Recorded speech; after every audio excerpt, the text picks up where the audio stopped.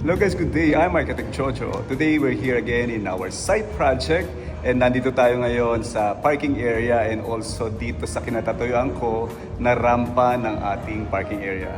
And I'm here to share with you yung mga safety markings na nilagay natin sa poste, sa edge ng ating ramp dito sa gutter and also sa wall. So dapat meron tayong mga markings na nilalagay para din sa proteksyon at guide ng ating mga motorists habang nagtatraverse sila dito sa ating parking going from one floor to another.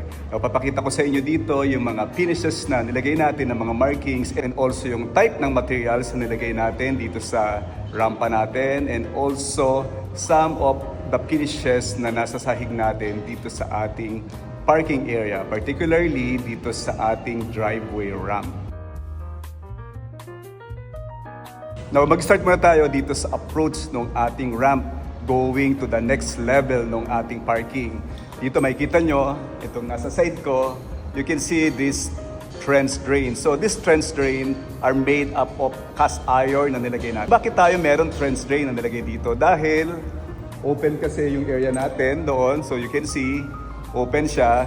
So pagka merong malalakas na hangin and even during typhoon, pwedeng yung mga water ay pumasok dito, no? So we can catch the water using this trench drain na nilagay natin na ang materials niya is cast iron. Now dito naman sa kinatatayuan ko, dito sa ating driveway ramp, you will notice itong waffle tile na inapakan natin. These materials are made of concrete na pavers na 20 by 20. So may mga spike siya, no? As you see, dito may mga spike. So yun yung magsaserve para yung grip ng ating gulong habang nagtatraverse tayo or umakyat tayo sa ating rampa, mas makapit yung gulong dito sa ating waffle tile or paper tile. So ang paper tile natin ay, ang size niya is 20 by 20 at meron siyang strength na 3,000 PSI. So ito yung ating waffle tile or paper tile or concrete tile na nilagay natin dito sa ating driveway ramp.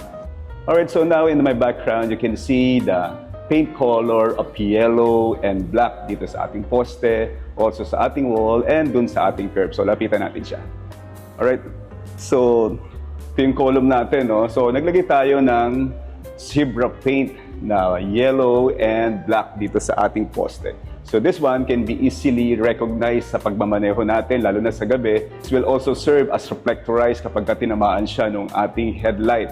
So madali natin makikita dahil sa pintura na to, yung ating mga poste at dapat nating iwasan. So we have black and yellow color here dito sa ating poste, and also we make it this wall a solid yellow. Before, ginagamit ko is same lang is black and yellow stripe, but now I make it solid and pure yellow to separate or to distinguish between the solid wall and also itong ating nakaprotrude na column, dahil ito nakaprotrude siya, ito naman nakarecess. Then also here, as you notice, itong column natin, we make it a zebra paint of yellow and black.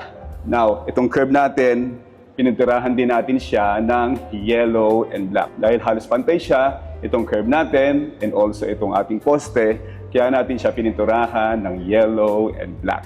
So yung mga nalagay nating paint na yellow and black na stripes na zebra paint dito sa ating columns, sa ating wall, and also sa ating curb will serve as guide sa mga motorists natin na nagtatraverse dito sa ating driveway ramp.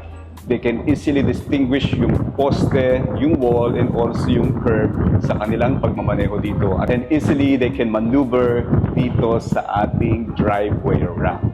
So bakit yellow and black? So this one, commonly used dun sa ating mga roads, yung mga traffic signs using itong ating yellow and black. So common na siya, kaya hindi na natin siya binago, and we adapt yung mga markings and the paint precautions na nakikita natin dun sa ating mga kalsada.